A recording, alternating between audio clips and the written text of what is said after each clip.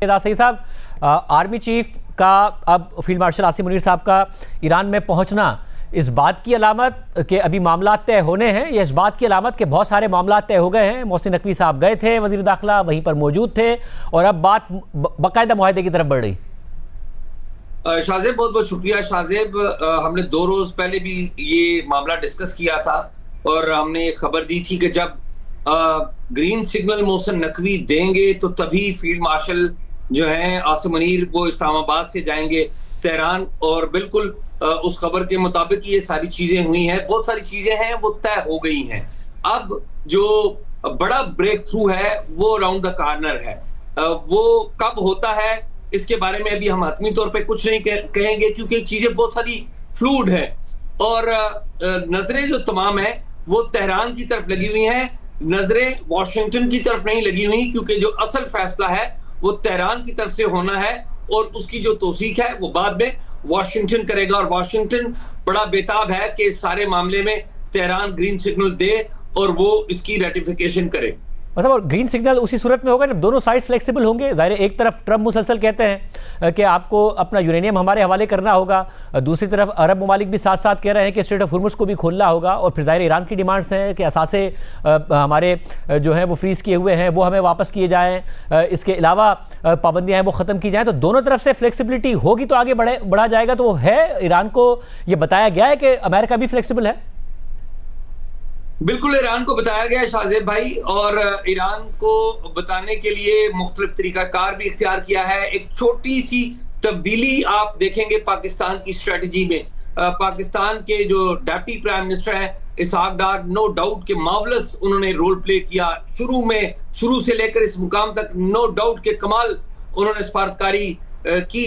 लेकिन अभी आप देखेंगे कि पाकिस्तान के वजीर दाखिला वो आगे आए हैं, और मैं बड़ा क्यूरियस था कि ये क्यों छोटी सी अहम तब्दीली है, क्योंकि नायब वजीर खारजा, नायब वजीर आजम और वजीर खारजा बड़ा मार्वलस काम कर रहे थे। तो ईरान से बातचीत करने के लिए मोहसिन नकवी को ज्यादा फ्लेक्सिबल सोचा गया। मोहसिन नकवी ईरान को समझते भी हैं, तो इसलिए मोहसिन नकवी आप देखेंगे और देख रहे हैं कि मोहसिन नकवी आगे हैं।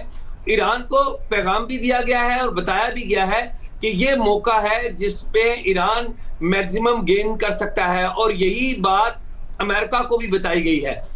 हमारी इतलात के मुताबिक जो इनिशियल फ्रेमवर्क है वो काफी हद तक वो चीजें तय कर ली गई हैं। चंद नुकात हैं, चंद आप ये कह लीजिए कि अब चंद कदमों के फासले पे है, और ऐन मुमकिन है कि ईद से जरा पहले या ईद के थोड़ी बाद हम एक बहुत बड़ी खबर देखें, और ज्यादा इम्कान यही है कि ईद से पहले शायद कोई बड़ी डेवलपमेंट हम देख लें, और हम देखें कि इस्लामाबाद दोबारा मरकज बनेगा, और इस्लामाबाद में आके ईरान के जो स्पीकर हैं और उनके वजीर खारजा और उनकी वजारत खारजा के तर्जमान दीगर साथियों के हमरा आएंगे।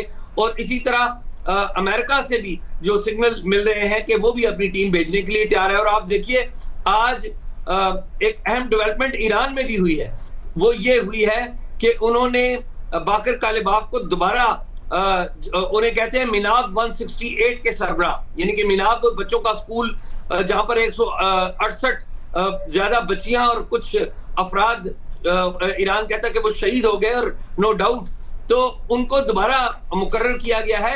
और एक और छोटी सी बड़ी अहम बात जो इग्नोर हुई है मीडिया में भी, और वो ये है कि पाकिस्तान ने इस सारे मामले में एक बड़ा ही तजर्बाकार सफारतकार भी वहां पर भेजा है, जिसने ईरान में तेहरान में आज ड्यूटीज आगाज कर दिया है। वो है इमरान सिद्दीकी। यहाँ पे एडिशनल सेक्रेटरी थे, ईरान को देख रहे थे, ईरान के मामलात को बड़ा समझते हैं, बांग्लादेश में सर्व कर चुके हैं, इंडिया को जानते हैं, इस रीजन को जानते हैं। तो वो भी तेहरान में पहुंच गए हैं, पाकिस्तान के नए सफीर हैं, और उन्होंने भी वहां पर अपनी जिम्मेदारियां जो है उनका आगाज बाकायदा तौर पे कर दिया है। तो पाकिस्तान डिप्लोमेटिकली बहुत ज्यादा एंगेजमेंट कर रहा है, और आपको मैं बता चुका हूं कि मोहसिन नकवी के वहां पर जाने का एक पूरा बैकग्राउंड है, और नायब वजीर आजम और वजीर खारजा वो यहाँ से चीजें देख रहे हैं। और जाहिर है फील्ड मार्शल आसिम मुनीर और प्राइम मिनिस्टर वो टॉप लेवल पर चीजों को देख रहे हैं, और तो को यही की जा रही है कि अगले 24-48 घंटों में बड़ी डेवलपमेंट आएगी, और तो कोई ये की जा रही है कि शायद ईद से पहले, नहीं तो ईद से बाद हम देखेंगे कि इस्लामाबाद दोबारा मरकज बन जाएगा।